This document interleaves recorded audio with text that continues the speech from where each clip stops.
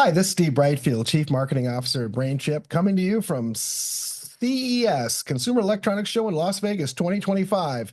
We're here talking to key partners, industry analysts, and leading developers of electronics products in the market to get a feel for what is in the future for AI in 2025, particularly AI at the edge.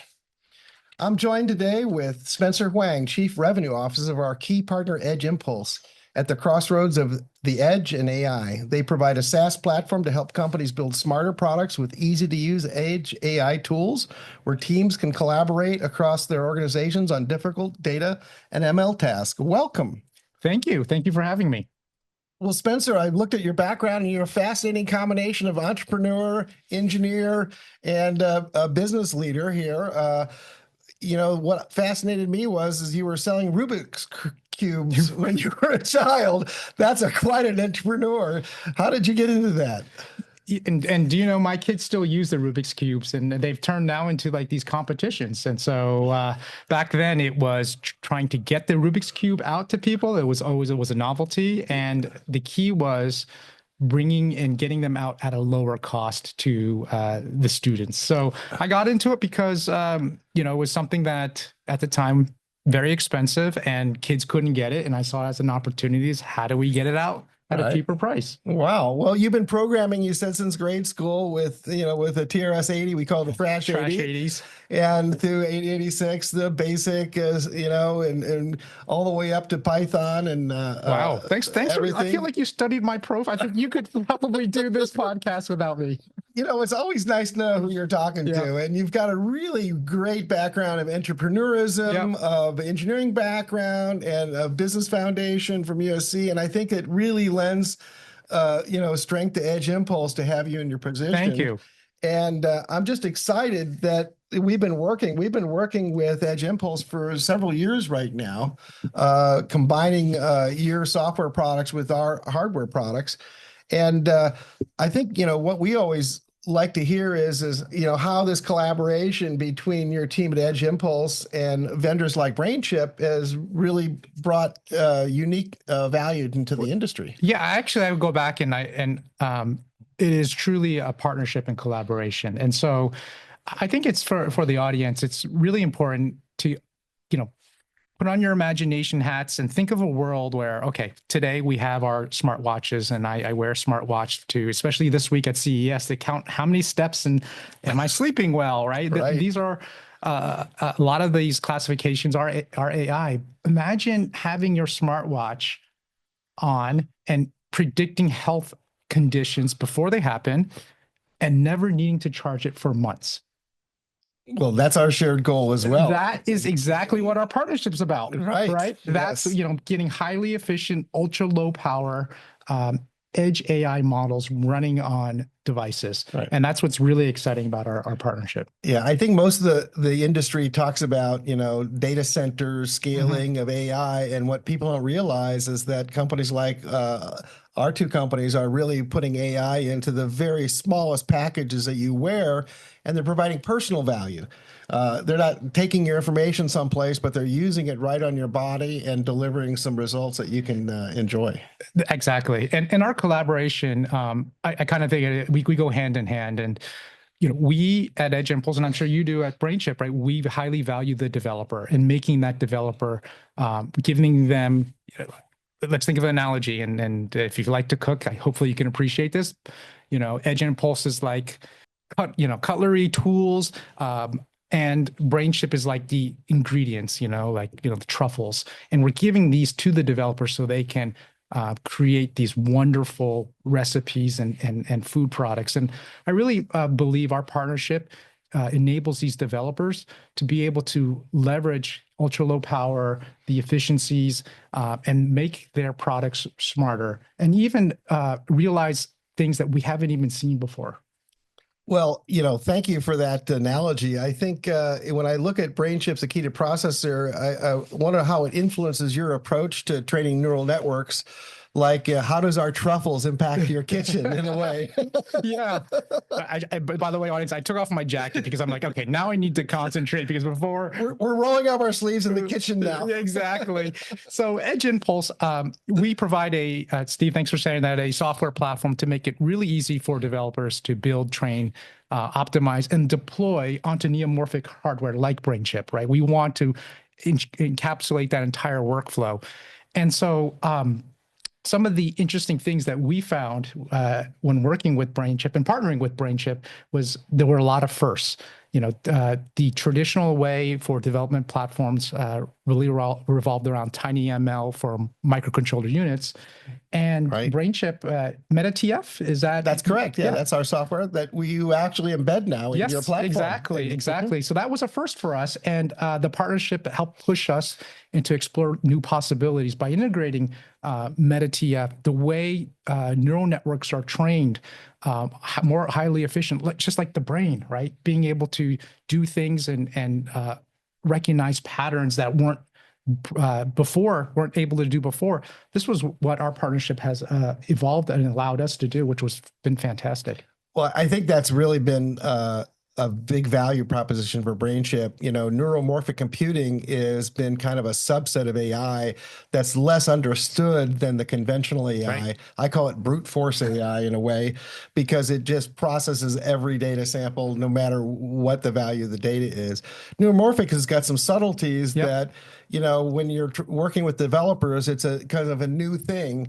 And Edge Impulse has helped simplify that in a lot of developers' minds. Yeah, exactly. Like, let Edge Impulse worry about all those complex things. And I appreciate you explaining that. And I had to even learn this, right? But for developers, we want to make it really easy for them. And maybe some of the ways that they train models today, we don't want to take them down a different workflow. And so that's where our partnership we had to understand it. And then we had to make it easy for the developers to be able to then implement it on, neomorphic hardware like that utilize Brainchip.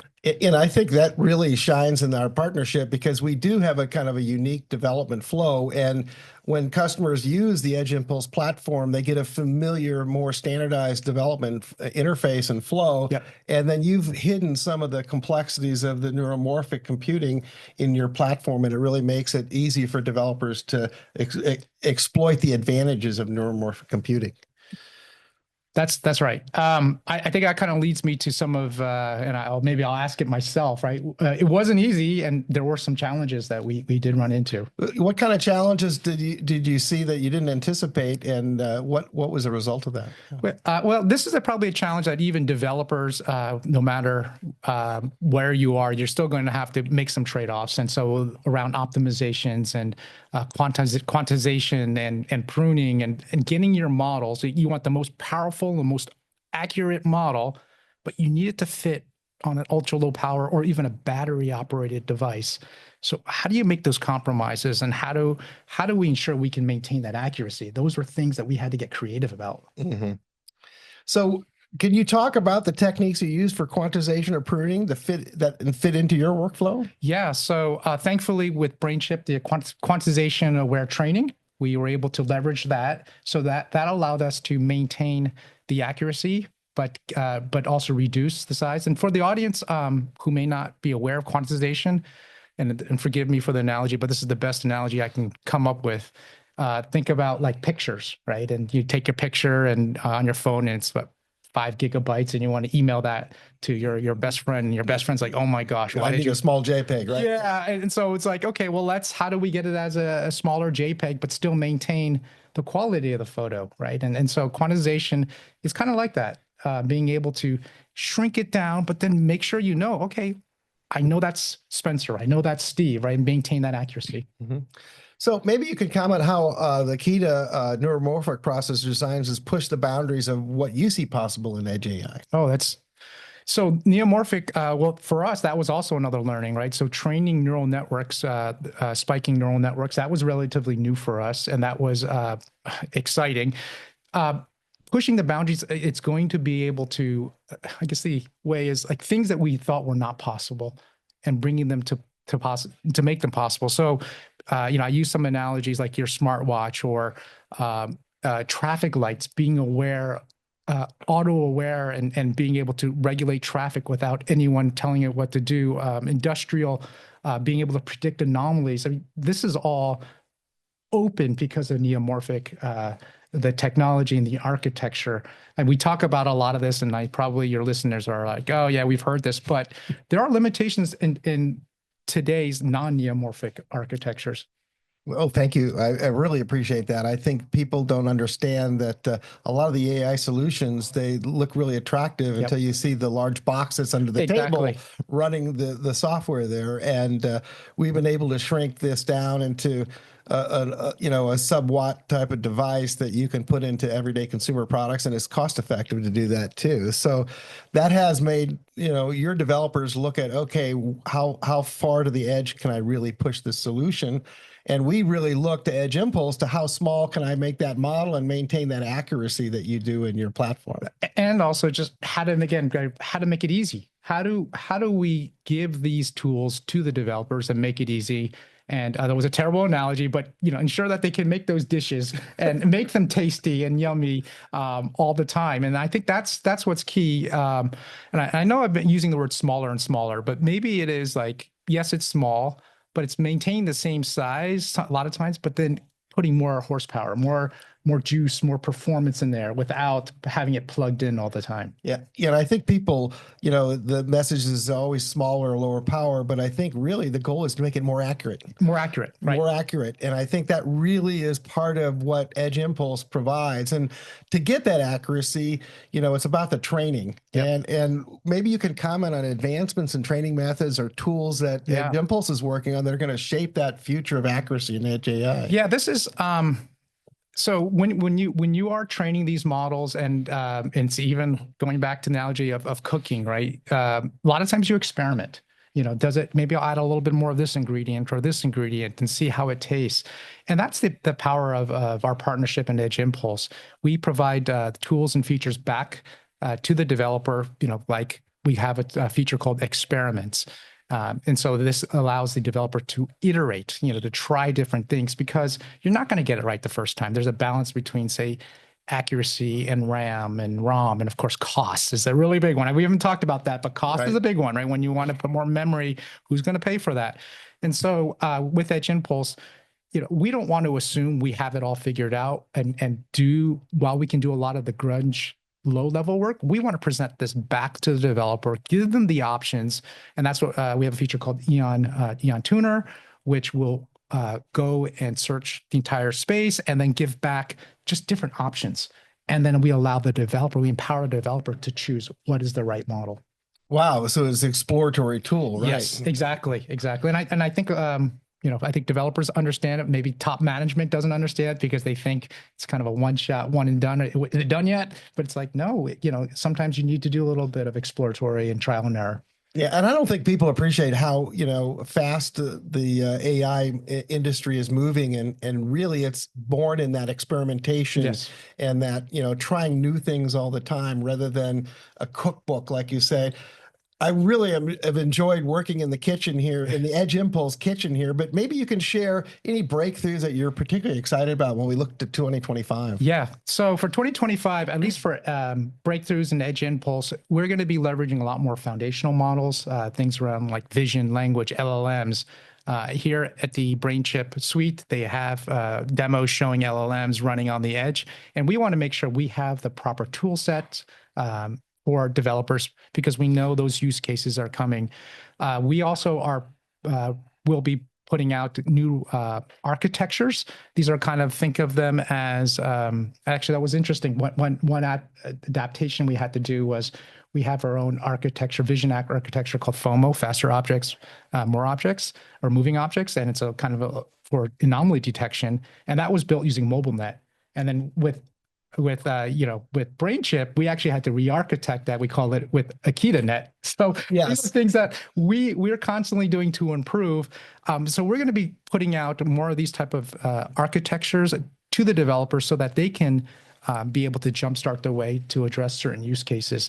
And then finally, I think what we're going to see in 2025, I think we can look at it kind of like, and I'm borrowing this from one of our head of machine learning, he kind of looks at it as a kind of multi-access. So one axis you have just the edge technologies. And so you want to make it easier, so you want to kind of go towards making it easier. The other axis that we are looking at are use cases. And so domain expertise. And so when these two intersect, obviously we want to make it easier. If we know the domain expertise, let's say it's an industrial, it's computer vision, we want to be able to provide more tooling, better tooling specific for that use case.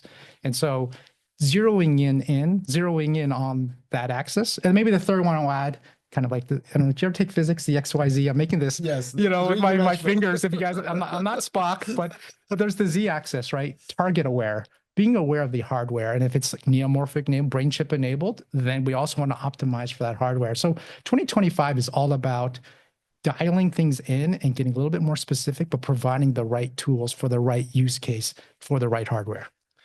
Well, thank you so much, Spencer. That was really insightful, and I hope our listeners appreciate that. We have Edge Impulse in here on our Edge AI box, demonstrating this anomaly detection that you just talked about with the FOMO model. It's quite exciting. And when we look to the future to Edge LLM, we are showing, like you said, a foundational model, and it's only that. It's just the foundation. Yes. It isn't really what the customer wants to use in their end use case. So we want to work closely with Edge Impulse to adapt our foundational LLM model so that they're specifically targeted for that Edge LLM use case. And it's really going to be iterative with the customer as they constantly improve that using your platform. So we really appreciate Josh spending all his time in the kitchen here with us, and enjoy the rest of CES. I know you've got a busy schedule to travel across town to see all these exciting new products and innovations. Yeah, and I want to thank Brainchip and the listeners. I mentioned this earlier before. There was a lot of this cool stuff. Maybe we talk about science fiction, but with Brainchip and what we're doing, and we're pushing the boundaries, and we're making this science fiction into reality. And so we're making these devices smarter, one device at a time. And really do appreciate kind of through the years working and partnering with you as we're starting to turn this into a reality. Well, Spencer, thank you very much from Brainchip for your continued support and our collaboration. And we look to do a lot of exciting, demonstrations and product realizations in 2025. Absolutely. Thank you, everyone. Thank you.